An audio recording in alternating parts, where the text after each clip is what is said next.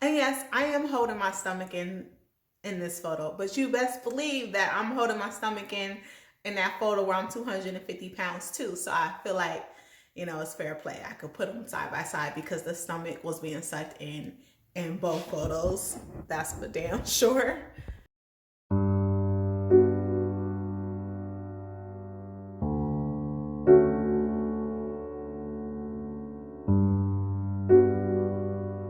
Hello everyone, welcome to my channel. My name is Taylor and I'm so excited to share this video with you. It's been a long time coming, but it is my weight loss journey video, which I'm currently still on. So still have some goals I want to hit, but I want to share with you what has worked for me, where I started from, and yeah, so without further ado, let's jump right into it. Oh, okay, a little further ado. I don't know if I even said that right, but like my previous videos, I'm not going to edit them. Like I'm going to edit, uploading photos and whatnot, but as far as my speaking goes, please bear with me. I stutter a lot. I say all the time. I lose my train of thought all the time. So yeah, bear with me. I'm going to be looking down quite often because I took a little notes, and I'm also going to be looking like at the bottom of the screen because I'm trying to watch the time and I want to make sure I don't go over like 10 minutes. I don't want to drag this video out because I am very long-winded. All right, so let's get right into it. Well, first thing first, February, the end of February marked a year since I was marked a year that I was able to maintain a weight under 200 pounds. So, I mean, that's huge for me. I've been trying to lose weight my entire life and nothing's really stick. So, yeah, so let me give you a 360 of what I'm working with at the moment. Yeah. I'm going to insert pictures throughout the video. I should have plenty of pictures of my weight at different stages of my life. So, all right, so let's just get right into it. So I can't recall a time where I was not overweight. Elementary school, overweight, middle school, probably obese at that time. High school, early 20s, mid 20s, late 20s, early 30s. I am 34 now. I'll be 34 April 11th. So, and this is the smallest I have ever been in my adult life. This is the smallest I've ever been probably since elementary school. I know I was not weighing less than 200 pounds in middle school. So I would say elementary school. Right, so my highest weight was 252, I believe. No, it was 252. I remember because I think I had a doctor's visit or something, but I want to say I was even bigger than that. Something about going to the doctors always scared me, so it would be like the 2 weeks before my appointment, I would try to like eat better, be a little bit more active, hoping that they, for whatever reason, wouldn't notice that I was obese, so, but the scale read 252. That was about 10 years ago. And I remember that time because I have a photo at a family Christmas party I went to, so, and that will show you what what 252 looked like on me. I am 183 today. Okay, so how my journey started.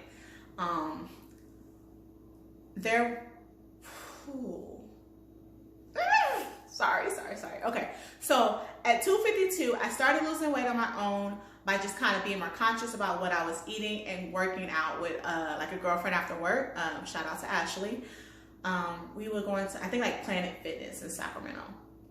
And I did get down to like 230, 235, around there, but I could never really break that mode. But I did feel better. I felt sexier, but, and I think my confidence kind of grew also with age. I mean, it was still low, but at one point my confidence was in hell. And so at this point it probably, I don't know, Earth's core or something. And I'm probably using that so wrong because I'm not good in science or, whatever. Okay, so anyways, I probably got down to like 235, Somehow, some way, I got back up because I joined a gym with my aunt called Results Transformation. This gym was pretty cool. You have to pay, you paid in $500, and after you lose your 20 pounds in 6 weeks, you get your money back. At least that's what I thought. I did not read the fine print.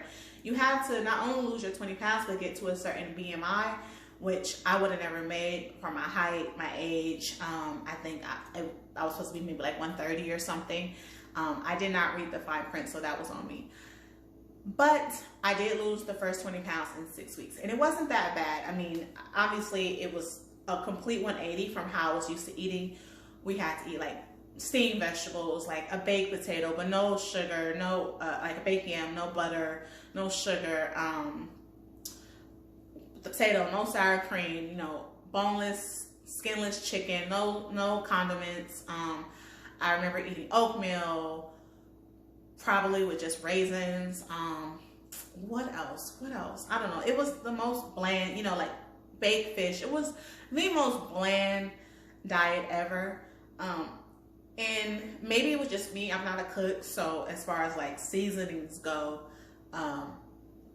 and I mean, just making dishes, you know how people can just make something and it just taste and look beautiful. Like, that wasn't me. I'm a lazy cook, so I was really just eating like a turkey patty with like some onions and some mustard, and then maybe some steamed broccoli. Like, you know,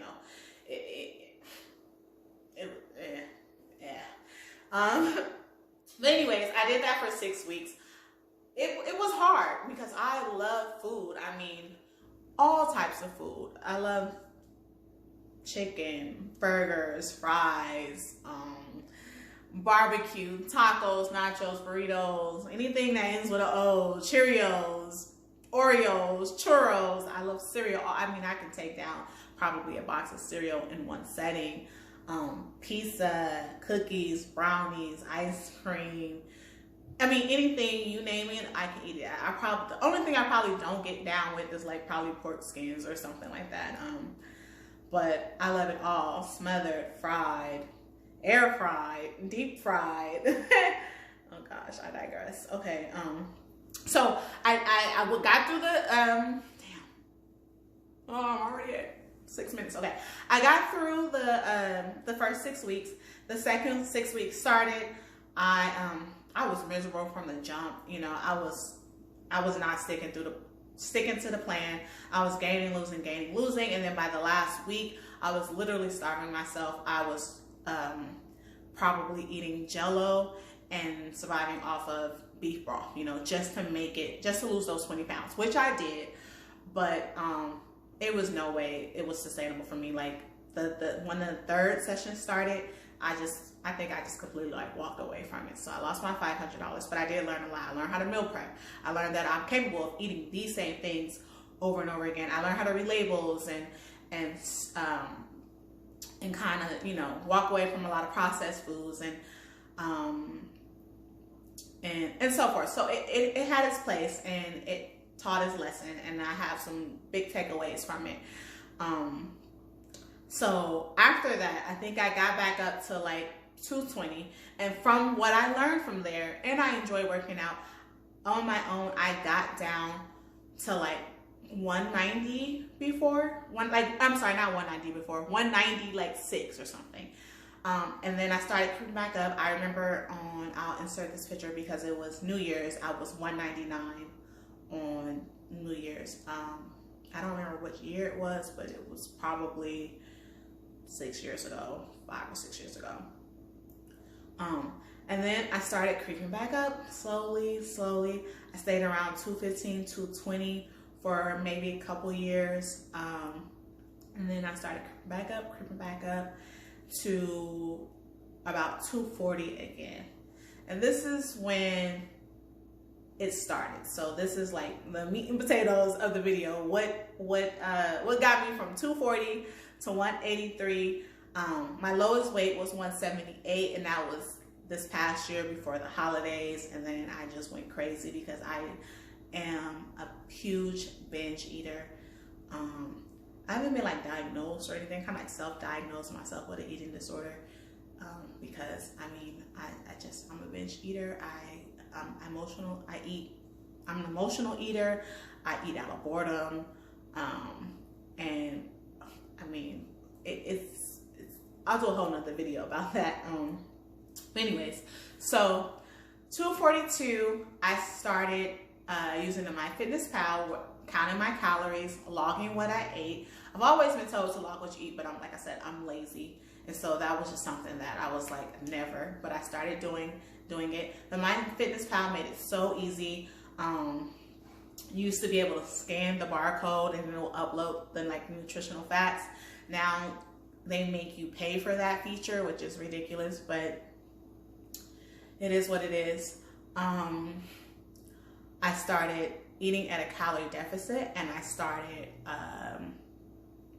walking. I walk all the time. And I'll try to insert like some of my weigh-ins. I will weigh myself, you know, every couple of weeks, and you'll see it slowly going down. But yeah, so one of the biggest contributions, I guess, to my weight loss is, and one of my favorites, is waist speed. So when I was 240, I started off with this size, like this was my waist. Then actually, no, this is the order. Okay, so this was my waist, and then, I don't know if you can see this, maybe I'll bring the camera down a little bit. Then my waist was here, and then I did have a bead between these two, but the string got caught to something and popped. And so at this bead I got at 188. I was 181 when I got this set. What I love about these beads is that they stop you, you know, like you'll gain 10, 15 pounds, and I mean, you kind of know, like, you know, you're gaining weight, but you don't know like how bad it really is. But these beads will cut you in. So like when I got, after the holidays, and I got back up to like 190 something, 193 or something, these beads was in my stomach. So I knew that it's time to, you know, get it together. So that's why, like, I tell everybody, like, I swear by the waist beads. If you don't do anything, get you some waist beads that do not stretch, because our clothes that we wear stretch, but these will not. And so they kept me on track. You know, they don't let it get out of hand. You know, if I didn't have these, I could easily went back to this size or this size, you know. So keep up with your waist beads.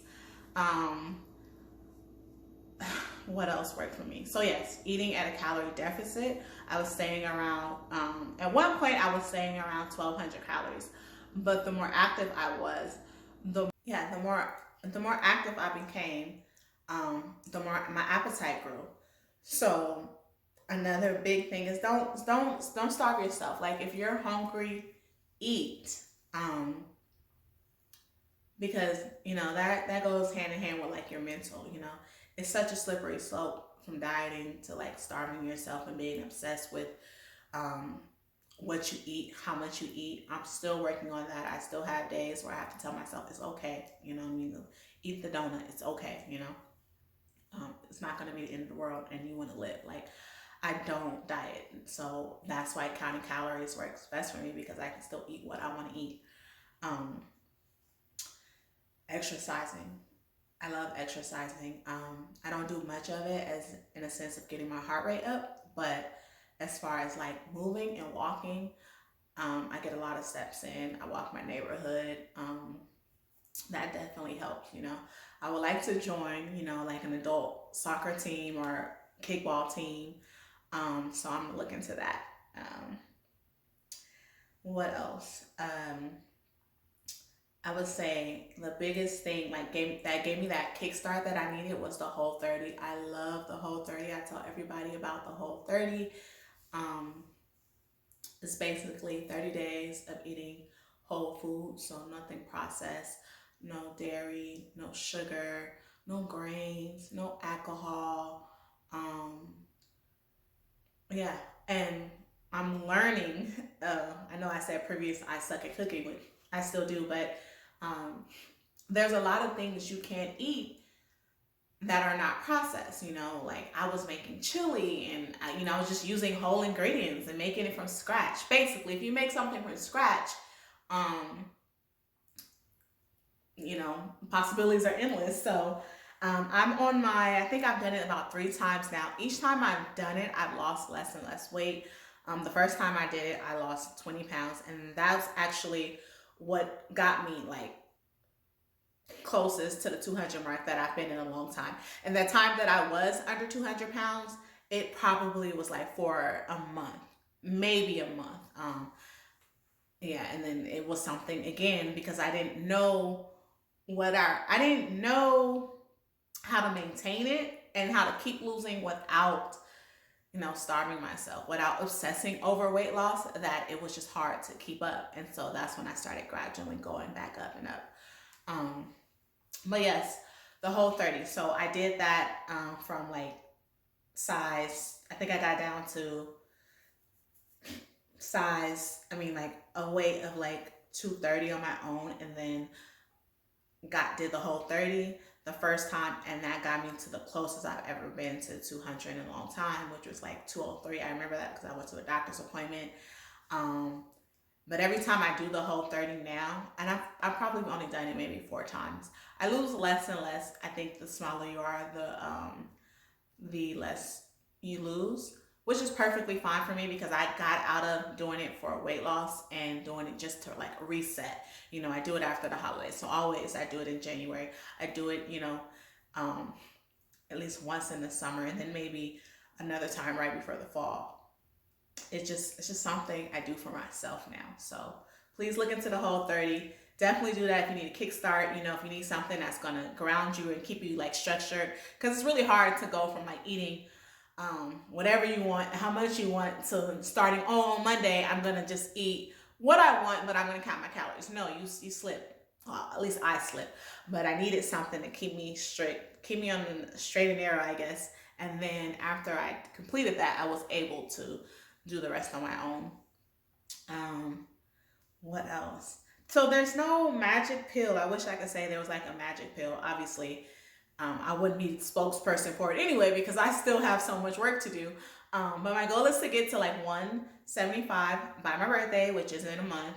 Um, and then I'm going to Thailand the end of June, beginning of July. And so I would like to be 170 by then. So hold me accountable, keep asking me about it. So holding myself accountable is iffy.